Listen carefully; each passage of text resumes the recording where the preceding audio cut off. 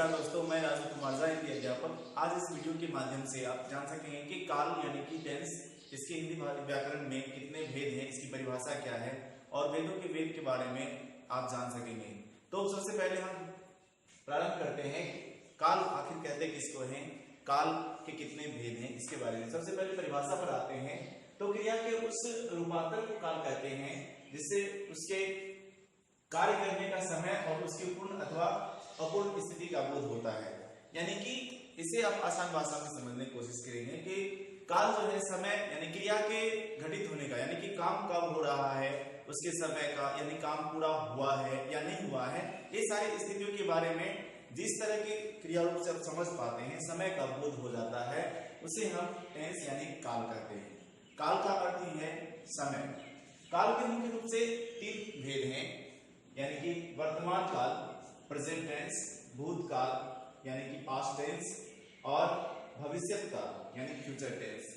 यानी वर्तमान यानी कि जो कार्य निरंतर अभी समय में चल रहा है, जो समय चल रहा है जिसके माध्यम से भी कार्य संपन्न हो रहा है वर्तमान स्थिति में, एट टाइम। और उसके बाद दूसरे भेद में है भूतकाल, यानी जो समय बीत चुका है, यानी कार्य किया जा चुका है, उसे हम भूतकाल यानी पास्ट टेंस के अंतर्गत रखते हैं। और तीसरा भेद है भविष्यत काल यानी कि फ्यूचर टेंस, यानी जो कार्य होने वाला है वह आने वाले समय में उसको घटित होने का बोध होता है, इसे हम भविष्यत काल कहते हैं। काल की परिभाषा के बाद उनके भेदों के बारे में हम बारी-बारी से चर्चा करेंगे और उस भेदों के अंतर्गत और भी जो उनके भेद हैं उनके बारे में भी हम चर्चा करते हैं। तो सबसे पहले भेद में, काल के भेद में आता है वर्तमान काल यानी प्रेजेंट टेंस। प्रेजेंट टेंस किसे कहते हैं, यानी इसकी परिभाषा है कि क्रियाओं के व्यापार की निरंतरता को वर्तमान काल कहते हैं। यानी कि यह व्यापार यानी कि जो समय वर्तमान में क्रिया हो रही है, यानी कार्य अभी जारी है, तो ऐसे समय का जो शब्द या जो क्रिया रूप हमें बोध कराता है उसे हम वर्तमान काल कहते हैं। जैसे वह जाता है, हम लोग पढ़ते हैं, मैं खाता हूं, इस तरह की बातों से क्या प्रतीत होता है कि क्रिया जो है वो अभी वर्तमान समय में जस्ट घटित हो रही है या हुआ है। तो ऐसे भेदों को हम वर्तमान काल कहते हैं। जैसे मैं खाता हूं, मैं खा रहा हूं, तो इस एक चीज आपने इन सबों में देखा, कॉमन देखा है कि जब क्रिया के अंत में ता, ता, पे ऐसे प्रत्यय लगे हुए होते हैं, तो इसे हम जैसे ता, ते, ती, ऐसे ता, ते, ती, ये जो प्रत्यय है, ये प्रत्यय जो है वर्तमान सूचक हैं। जब क्रिया के अंत में इन प्रत्ययों का प्रयोग हो जाता है, तो जहां भी आप वाक्यों में इस तरह के प्रत्यय का प्रयोग देखें तो समझें कि यह वर्तमान काल का है। वर्तमान काल के भेद हैं, वर्तमान काल के 5 भेद हैं। सामान्य वर्तमान काल, सामान्य यानी कि सिंपल, या इंडेफिनिट कर सकते हैं प्रेजेंट टेंस। इसे इस तरह से आप समझें कि वह आता है, वह हंसता है, यानी कि एक साधारण से वाक्यों में जब वही रूप ऊपर जो मैंने बताया है कि जब क्रिया के साथ ता, पे, ती ऐसे प्रत्ययों का प्रयोग होता है, तो आप समझे कि यह सामान्य वर्तमान यानी सिंपल प्रेजेंट टेंस है। उसके बाद हम नेक्स्ट में आते हैं, दूसरा भेद है तात्कालिक वर्तमान, यानी यह जो है प्रेजेंट कंटिन्यूअस, इसे अंग्रेजी में आप कह सकते हैं। यानी कि क्रिया जो है वह पहले से प्रारंभ हुई है और अभी भी जारी है, यानी कि वह कार्य अभी भी जारी है, आगे आने वाले समय में भी जारी रह सकता है। तो ऐसे समय को सूचित करने के लिए, क्रियाओं को सूचित करने के लिए आप देखेंगे कि वाक्यों में रहा, रहे, रही ऐसे शब्दों का प्रयोग वाक्यों के साथ, क्रिया के साथ किया जाता है। जहां रहा, रहे, रही इन चीजों का प्रयोग किया जाता है, यानी कि अभी कंटिन्यू चल रहा है, कंटिन्यूअसली। आज जैसे कि अंग्रेजी में हम आईएनजी वर्ब का प्रयोग करते हैं इसके लिए, तो यानी कि वर्तमान समय में यह क्रिया जारी है, तो ऐसे काल को हम तात्कालिक वर्तमान काल में रखते हैं। रहा, रहे और साथ में है, ऐसे शब्दों का प्रयोग होता है, तो हम इसे वर्तमान काल के अंतर्गत मानते हैं। उसके बाद तीसरे भेद में आता है पूर्ण वर्तमान काल, यानी कि perfect present tense. Perfect present में आता है कि वह आया है, लड़के ने पुस्तक पढ़ी है, यानी कि जो क्रियाएं हैं वह अभी जस्ट एट ए टाइम खत्म हुआ है, अभी अभी खत्म हुआ है। यानी कि इस वाक्य में, पहले वाक्य में है कि वह आया है, यानी कि वह जो किसी के आने की बाद सूचना जो हमें मिल रही है, क्रिया से पता चल रहा है कि वह जस्ट अभी यहाँ पहुंच चुका है, यानी कि आने की क्रिया जो है वो जस्ट खत्म हुआ है, यानी कि क्रिया जो है पूर्ण हो चुकी है। तो ऐसे काल को हम पूर्ण वर्तमान काल यानी कि परफेक्ट टेंस के अंतर्गत, परफेक्ट प्रेजेंट टेंस के अंतर्गत रखते हैं।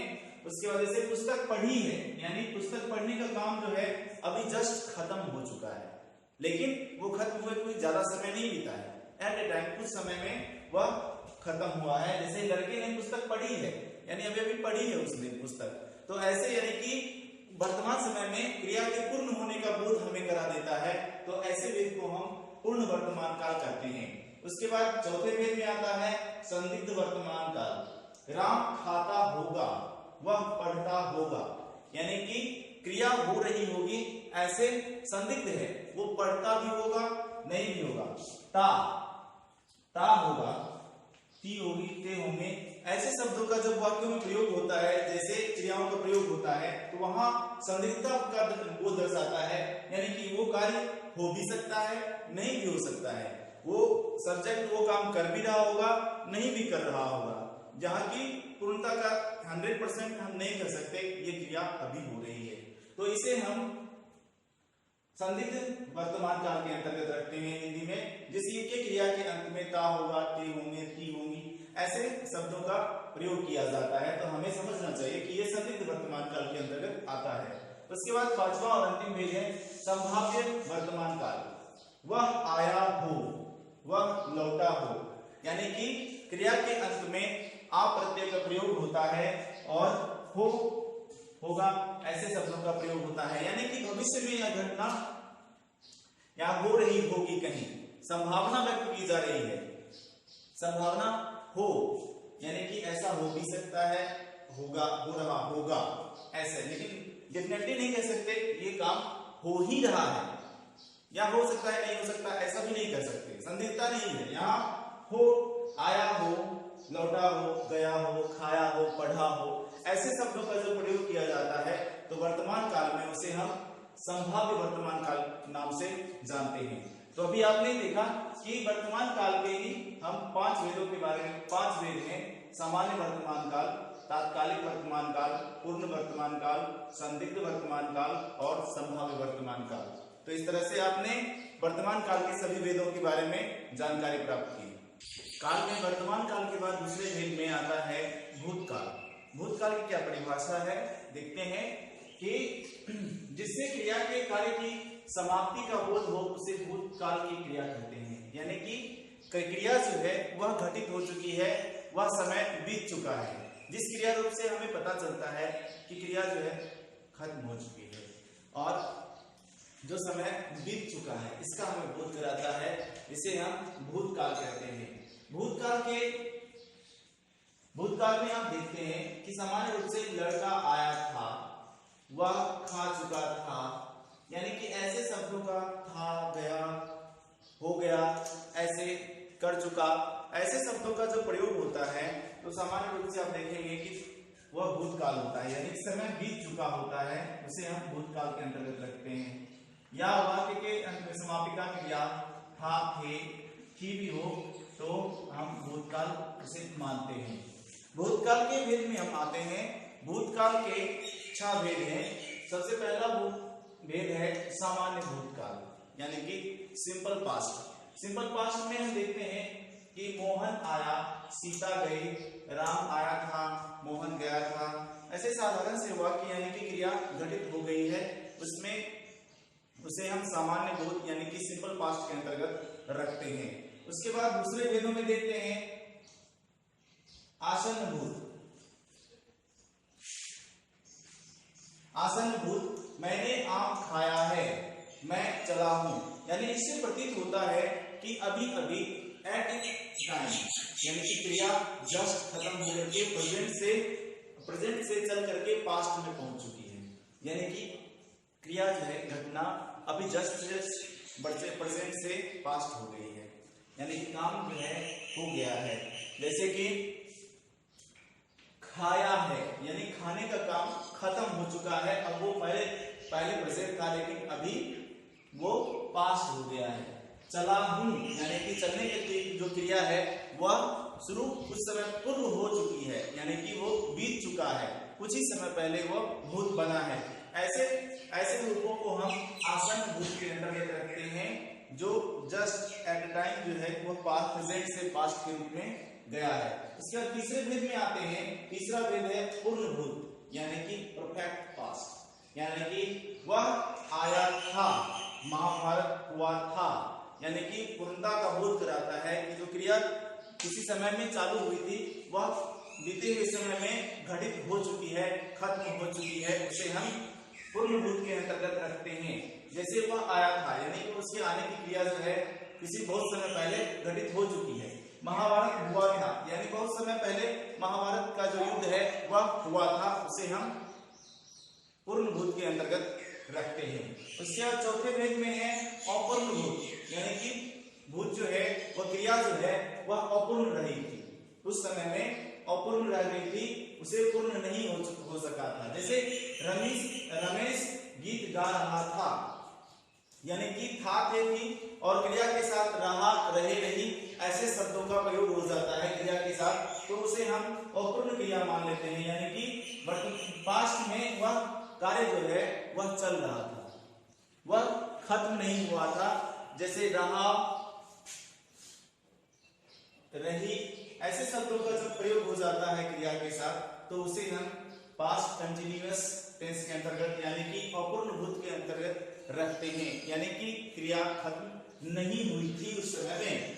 संदिग्ध भूत में आते हैं। अगला भेद है संदिग्ध भूत। तुमने गाया होगा, मैंने खाया होगा, यानी उस पर हम निश्चितता का मुहर नहीं लगा सकते, वह कार्य हो ही गया होगा ऐसा नहीं कह सकते, यानी कि संदिग्ध है, वह हुआ भी हो नहीं भी हुआ हो, यानी कि वह क्रिया जो है पास्ट में हो भी चुकी होगी, नहीं भी हो चुकी। मैंने खाया था लेकिन मुझे याद नहीं, मैंने खाया होगा, यानी कि जो उस समय में क्रिया, जिस क्रिया के बारे में तुम पूछ रहे हो वो हुआ भी होगा नहीं भी हुआ होगा, यानी कि इसे हम संदिग्ध भूत के अंतर्गत रखते हैं। उसके बाद अगला टेंस है हेतु हेतुमत भूत, यानी कि हेतु हेतुमत भूत, यानी कि संभावना व्यक्त की जाती है कि अगर ऐसा होता तो कार्य संपन्न हो जाता, यानी कि किसी कारणवश क्रिया जो है वह नहीं हो सकी थी, उसे अपूर्ण हो चुका था। जैसे वर्षा होती तो फसल अच्छी होती, यानी कि यहाँ संभावना व्यक्त की जा रही है कि फसल अच्छी होने के पीछे एक रीजन दिया जा रहा है, कारण दिया जा रहा है कि वर्षा होने का, लेकिन वर्षा नहीं हुई। वर्षा होती तो फसल अच्छी होती, यानी कि वर्षा नहीं हुई इसीलिए वह अपूर्ण रह गया किसी कारणवश, तो इसे हम हेतु हेतुमत भूत के अंतर्गत रखते हैं। एक और उदाहरण देखें तो समय पर आते तो मुलाकात हो जाती, यानी कि मैं जिससे मिलने के लिए गया वहां मैं लेट से पहुंचा और हमारी मुलाकात नहीं हो सकी, तो कार्य जो है किसी कारणवश अपूर्ण रह गया। तो ऐसे वाक्यों को, ऐसे क्रियापद शब्दों को हम हेतु हेतुमत भूत के अंतर्गत रखते हैं। तो यह भूतकाल की छह भेद है जिसे आपने समझा। काल में भूतकाल के बाद तीसरी जो भेद है वो है भविष्यत काल। भविष्यत काल को हम फ्यूचर टेंस कहते हैं। फ्यूचर टेंस की परिभाषा इस प्रकार है कि भविष्य में होने वाली क्रिया को भविष्यत काल की क्रिया कहते हैं, यानी कि आने वाले समय में कोई क्रिया घटित होगी तो उसे हम भविष्यत काल कहते हैं, यानी फ्यूचर टेंस कहते हैं। फ्यूचर टेंस जैसे कि वह कल घर जाएगा, मैं खाना खाऊंगा, यानी कि हमेशा आप देखेंगे कि क्रिया के अंत में गा गेगी, क्रिया के अंत में गा गे गी ऐसा प्रत्यय लगा होता है, तो आप समझ सकते हैं कि ये जो क्रिया है वह अभी हुई नहीं है और ना ही हो रही है, ये आने वाले समय में हो सकती है या होगी, तो इसे हम भविष्यत काल यानी कि फ्यूचर टेंस के अंतर्गत रखते हैं। उसके बाद इसके भेद हैं। भविष्यत काल के 3 भेद हैं। सबसे पहला भेद है सामान्य भविष्य, यानी कि मैं पढ़ूंगा, पापा कल आएंगे, यानी कि सामान्य रूप से एक वाक्य कहा जाता है जिसकी क्रिया आने वाले समय में घटित होगी। तो जिससे आप देख सकते हैं कि ऊपर में मैंने जैसे बताया गा और गे प्रत्यय का क्रिया के साथ प्रयोग हुआ है, इसे हम सामान्य भविष्य के अंतर्गत रखते हैं। उसके बाद दूसरे भेद में है संभाव्य भविष्य, यानी कि संभावना व्यक्त की जाती है कि यह क्रिया आने वाले समय में हो सकती है, हो सकती है, डेफिनेट नहीं कह सकते कि ये होगी ही, या किसी बात के लिए हम उसे बाध्य नहीं कर सकते। जैसे कि संभव है रमेश कल आए, यानी कि संभव है रमेश कल आए, संभावना व्यक्त की जा रही है, ये आ भी सकता है रमेश, नहीं भी आ सकता है, तो इसे हम संभाव्य भविष्य के अंतर्गत रखते हैं। या हो सकता है कल वर्षा हो, ऐसे शब्दों में सकता, सकते, ऐसे शब्दों का शक्ति, ऐसे शब्दों का जब प्रयोग हो जाता है, संभावना व्यक्त की जाती है, निश्चितता नहीं दर्शाया जा सकता, तो ऐसे भविष्य में होने वाली क्रियाओं को हम संभाव्य भविष्य के नाम से जानते हैं। उसके बाद तीसरे भेद में है हेतु हेतुमत भविष्य, यानी कि एक क्रिया का होना दूसरे क्रिया के होने की संभावना पर व्यक्त करता है कि अगर वह क्रिया हुई तो दूसरी क्रिया भी घटित होगी। जैसे कि वह आए तो मैं जाऊं, यानी कि उसे दूसरे आदमी के जाने की क्रिया जो है तब होगी जब पहला आदमी आएगा। यानी कि उसे एक और उदाहरण से समझिए, तुम मेहनत करते करोगे तो जरूर सफल होगे, मेहनत करोगे, मेहनत करोगे तो अवश्य सफल होगे।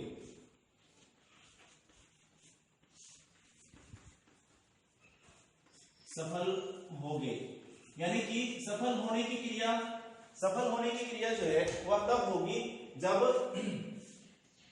जब मेहनत करेंगे, यानी कि एक सफलता का जो कार्य है वह तभी संभव है जब वह मेहनत यानी पहले क्रिया को की घटना को घटित करे। तो ऐसे हम यानी कि हेतु हेतुमत भविष्य के अंतर्गत रखते हैं, जो एक क्रिया का होना दूसरे क्रिया के घटित होने पर आश्रित हो। तो इस तरह से आपने क्रिया के काल के सभी भेदों के बारे में जाना, और इसके बारे में आप समझ सके कि क्रिया के कितने भेद होते हैं, उसकी परिभाषा क्या है, वाक्यों में किस तरह से हम अंतर कर सकते हैं, भेदों को समझ सकते हैं। अगर ये वीडियो आपको पसंद आया हो हमारे चैनल को जरूर सब्सक्राइब करें। हमारा वीडियो देखने के लिए बहुत बहुत धन्यवाद। नमस्कार।